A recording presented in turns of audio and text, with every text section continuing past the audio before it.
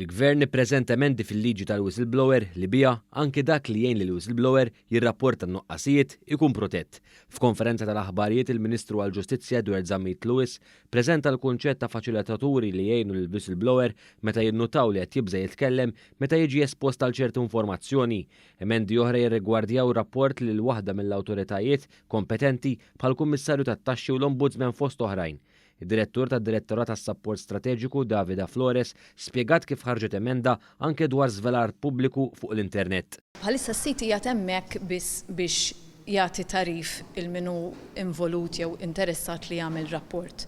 Il-qudiem ħankunu qegħdin naħdmu biex is-sit ikun anke jista' jilqa' messaġġi u rapporti li jkunu qegħdin isiru, jiġifieri minħabba li d-Direttiva Ewropea fil-fatt anke tippermetti voice messaging illi permezz tiegħu jkun qed isir rapport dwar emil ħażin, se nkunu qegħdin naħdmu biex naraw li dan is-sit ikun anke jista' jippermetti dan it-tip ta' rapporti jsiru. Il-Ministru Zammit Lewis ħeġġeġ lil kull min iħoss li hemm il-bżonn jirrapporta jagħmel dan. Teqeb li ngħidu li Malta huwa wieħed mill-10 pajjiżi li għandu qafas ta' whistleblower, jiġifieri li jipproteġġi ħaddiem li jirrapporta prattiċi ħżiena u abbużi fuq il-post tax-xogħol. Dan sar ftit xhur wara li tela Gvern Laburista fl-2013 qed nagħmlu issa hemm direttiva tal-2019 twessat il-ħarsien tal-whistleblower u aħna emendajna l-liġi biex nagħtu iktar protezzjoni lil ħaddiem.